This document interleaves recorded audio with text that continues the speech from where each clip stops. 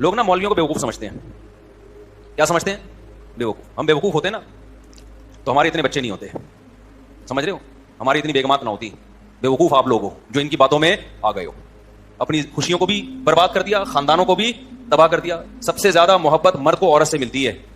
آج ڈپریشن کے لیے کیا کچھ ڈپریشن ختم کرنے کے لیے کیا کچھ نہیں کیا جا رہا. قرآن کیا کہتا ہے کہ جعل لکم من انفسکم ازواجا لتسکنوا الیہا, اللہ نے تمہارے لیے بیوی کو بنایا تاکہ تمہیں سکون ملے. سکون ڈپریشن کی الٹ ہے کہ نہیں ہے؟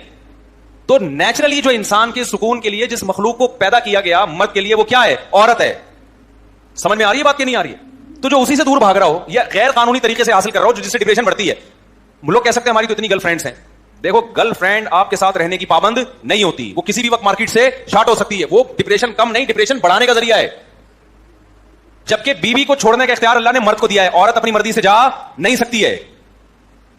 تو یہ جو احساس ہے نا مرد کو کہ یہ میری ہے, جب تک میں طلاقیں نہیں دوں گا, خلا کے پیپر پہ سائن نہیں کروں گا, یہ کہیں جا نہیں سکتی, اس کا جانا انلیگل ہوگا, یہ چیز مرد کے لیے سکون کا ذریعہ بنتی ہے. اب یہ پتا ہے کہ میری ہے یہ, ورنہ آپ کو جب پتہ ہی نہ ہو کہ اس کو وسیم اچھا لگ رہا ہے, کبھی غفار اچھا لگ رہا ہے, گرل فرینڈ میں تو یہی ہے نا. تو یہ تو خودکشیاں کر رہے ہیں, جا کے گرل فرینڈ بوائے فرینڈ والے دیکھ لو جا کے آپ. عورت کو بھی جب یہ احساس ہوتا ہے کہ میں کہیں جا نہیں سکتی, سوال پیدا تو عورت تو پابند ہو گئی نا, اس کو کیسے سکون ملے گا جب اس کے پاس ایک دوسرے مرد کا آپشن ہمیشہ کے لیے ختم. اس کو بھی اب نبھا کر کس کے ساتھ کرنا ہے پتا ہے بھائی, میرے مقدر میں کون ہے, یہ ہے. اب اس کو بھی یہاں سکون ملے گا جب آپ کے پاس آپشن ہوتا ہے نا. دیکھو بوفے میں جا کے ٹینشن کے علاوہ کچھ نہیں ہوتا. آدمی کہتا ہے بریانی کھاؤں یا کباب کھاؤں یا میں وہ کھاؤں, ابے بٹیر کھاؤں, کیونکہ کل پشاور والوں نے بٹیر کھلایا مجھے. پشاور میں نے چپلی کباب دیکھا گول قسم کا. میں نے کہا بھائی یہ چپلی کباب بڑا اچھا بنتا ہے نا وہاں, تو یہ ڈیزائن کیوں چینج ہو گیا؟ انہوں نے کہا یہ ایسا ہی. میں نے کہا یار آپ لوگ نے نا کراس بریڈنگ کی ہے چپلی کباب کے ساتھ. یہ کراس بریڈنگ کے نتیجے میں ایسا چپلی کباب وجود میں آیا ہے, ورنہ چپلی کباب کو تو کہتے ہی چپلی اس لیے کہ چپل کی طرح ہوتا ہے نا, وہ ایسے چپٹا ہو. فارمی مرغیوں کی نسلیں چینج ہو گئی, ہر چیز کی چینج ہو گئی, کباب کی بھی نسل بھی. اس کو میں نے کہا شامی کباب کے ساتھ کراس بریڈنگ ہوئی ہے اس کی, یا کوفتے کے ساتھ لگ رہا تھا مجھے, کیونکہ نہ پورا چپٹا تھا نہ کوفتے کی طرح گول تھا, بیچ کی کوئی. تو یہ کوفتے کے ساتھ کراس بریڈنگ کے نتیجے میں وجود میں آئے. ذائقہ بہرحال اس کا وہی تھا. ابھی کراس بریڈنگ میں خالی شکل چینج ہوئی ہے, اگلی نسل میں چپلی کباب کا ٹیسٹ بھی چینج ہو جائے گا. تو میں نے کہا یار جو روایتی کھانا ہے نا پشاور کا, اس کو تو ویسے ہی رہنے دو میرے بھائی. اس کو اگر کراس بریڈنگ کر کے کوئی نئی چیز بنانی ہے تو اس کو نام کچھ اور دے دو نا. کیا خیال ہے بھائی؟ اچھا خیر, کہاں سے بات چلی تھی؟ ہاں, بوفے میں جاؤ تو ٹینشن کم نہیں ہوتی. تبھی بوفے میں لوگ کبھی کبھار جاتے ہیں ویسے کہ دیکھیں کیا ہوتا ہے یا ٹرائی کر لیں. لیکن حقیقت یہ ہے کہ جب بھوک لگ رہی ہو اور ایک قسم کا کھانا آپ کے سامنے آ جائے اور وہ آپ کا مرغوب ہو, آپ کی مرضی کا ہو, تبھی بیگم اپنی مرضی کی ہو تو پھر سکون دے گی.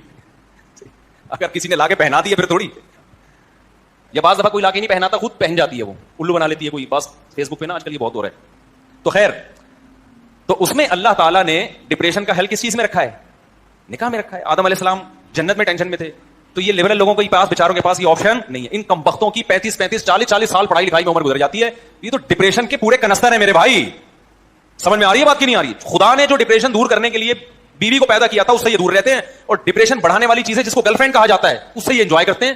تو یہ تو میں تو اس پہ, یہ لوگ جب آتے ہیں نا میرے پاس کے ٹینشن, میں کہتا ہوں تو زندہ کیسے بھائی, تجھے تو مر جانا چاہیے. نیچر سے بغاوت کرنے والا کبھی سکون میں نہیں ہوتا.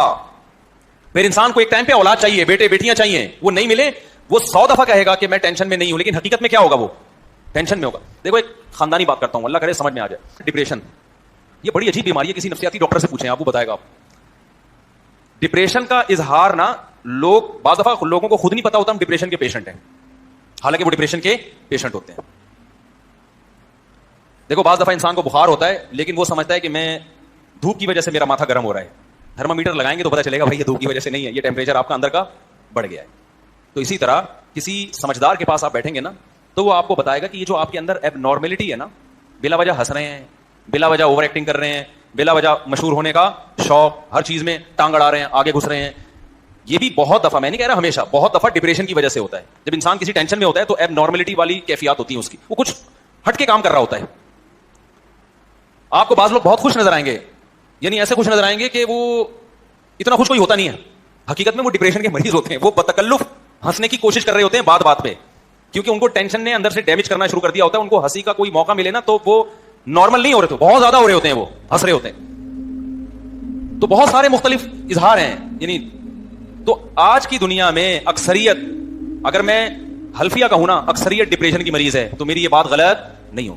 نارمل میں نے صرف علماء و بزرگوں میں ہی دیکھے, معذرت کے ساتھ, یہ دینداروں میں دیکھیں, ورنہ ہر جگہ کہیں نہ کہیں تھوڑا سا کھسکاوا ہوگا. پورا سیٹ, آپ لوگ کے علاوہ کی بات کر رہا ہوں, یہ جو بیان سن رہے ہیں ان کے علاوہ تھوڑا سا کہیں نہ کہیں سے فرما جو فریم ہے نا وہ تھوڑا سا آڑا ترچھا ہوگا. وجہ کیا ہے؟ نیچرل لائف ہی نہیں ہے. جو تمیز کی ایک زندگی تھی, بالغ ہوتے نکاح کرتے, بیوی ہوتی, بچے ہوتے, صحیح ہے نا, پھر کمانے کی فکر کرتے, دنیا کو مسافر خانہ سمجھتے.